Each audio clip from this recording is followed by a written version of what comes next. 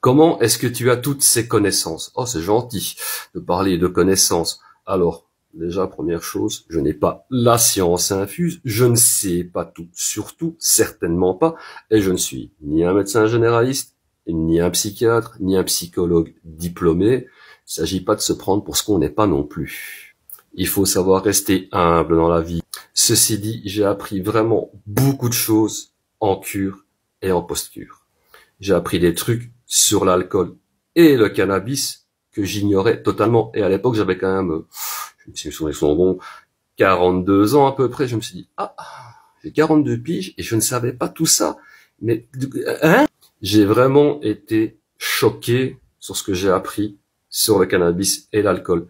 Et quand j'ai reçu toutes ces informations, je me suis dit, ce serait quand même vachement intéressant de le partager avec le plus grand nombre parce que je pense que quand même on est très mal informé sur le sujet. Je crois très sincèrement que le groupe Infordrogue que j'ai eu en post-cure, c'est le truc où j'étais le plus assidu. Puis bon, je vais pas mentir non plus, j'apprends beaucoup de choses en allant sur Internet et je vais pas sur Wikipédia, quoi qu'en pensent certains.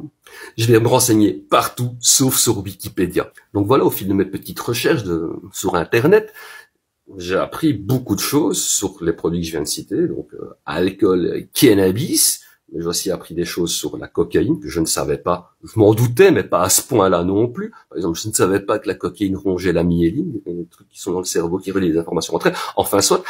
Et j'ai aussi appris beaucoup de choses sur des produits que je n'ai jamais consommés. Donc j'ai accumulé ces informations, et puis après je les ai digérées, et puis voilà, je les partage avec le plus grand nombre possible. Et étant donné qu'en arrêtant la weed, la queue, qui est l'alcool, bah voilà, mes neurones se sont régénérés, j'ai de nouveau une fouette petite mémoire, donc voilà, je me souviens de pas mal de choses, et je peux les retranscrire, les expliquer comme ça, sans devoir lire de notes.